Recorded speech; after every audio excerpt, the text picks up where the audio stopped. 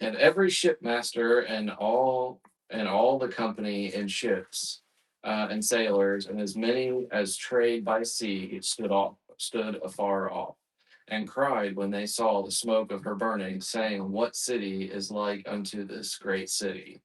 And they cast dust on their heads and cried, weeping and wailing, saying, "Alas, alas, that great city where made rich all that had ships in the sea by reason of her coastlines, for in 1 hour she made desolate." Revelations 18:17 through 19. The biggest absurdist translation Is and every shipmaster and every one that sails anywhere, traveler and sailors, and those who live by seafaring stood afar off, and cried out when they looked upon the smoke of her burning, saying, "What city is like the great city?" And they cast dust upon their heads and cried, weeping and mourning, saying, "Woe, woe," or "Oi, oi." ooh AI, ooh AI.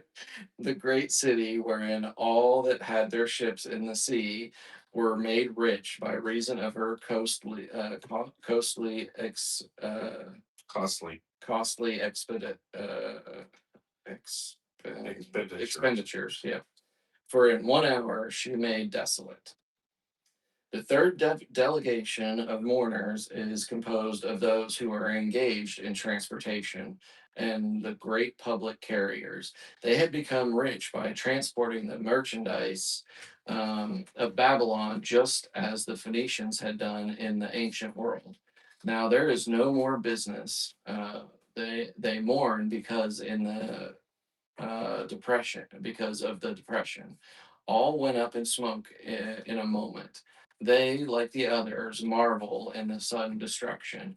All of this is an application for us. How do we see the luxury of this world?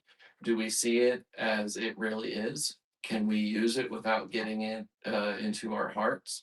How would you feel if the luxuries in your life, which you have come to consider necessities, suddenly went up in smoke? Today, we speak about spiritually and spiritual things. Even in our Christian organizations, there is almost an overweening zeal to get people to give, especially the wealthy people. Recently, some wealthy persons threatened to withdraw their support from my radio ministry if I did not do a certain thing, and I did not listen to their threats. It seemed to me that we have paid too much attention to this world today. The world is passing away, and the things you see at your fingertips are also passing away. The great cities of the world are passing away. Los Angeles is a wonderful city, and I have enjoyed the city because I have lived in Southern California for many years. Boy, that place has changed. That's again not me. But it is passing away. I told them, there's statistics came out in the 50s that Los Angeles was 98% white population, and now it's like in the 30% or something Wow. like that. The replacement Mm, theory. yeah. And so is what I was hearing, these the statistics of. And so he moved there. I don't know exactly when. Mhm. I can't remember. That's one thing I don't know about him, but I ought to learn. But he moved there when there wasn't very many people there either. I remember some people have talked about when Hollywood, what was there was a fruit stand or something. Whenever Hollywood first became Hollywood, they built it up from Yeah. nothing. In other words, Yeah. so. But anyway, go ahead. God is going to judge Los Angeles. But the question is, would it break your heart if you saw the things of this world go up in smoke? Or is your heart in heaven, fixed on Christ? Does it make a lot of difference? So that concludes section verses 17 through 19. Now we're going to move on to section verses 20 through 23. And the title of this section is Anticipation of joy in heaven because of Babylon's judgment. All right. Rejoice over her, thou heaven, and ye holy apostles and prophets, for God hath avenged you on her. Revelations 18:20. and the McGee's Absurdist translation is Rejoice over her, thou heaven, and ye saints, and ye apostles, and ye prophets, for God hath judged your judgment on her. The viewpoint of heaven is entirely different. It is no funeral procession there. Rather, it is a celebration of an anticipated event. The saints prayed for it. The prophets of the Old Testament and the apostles of the New Testament predicted it.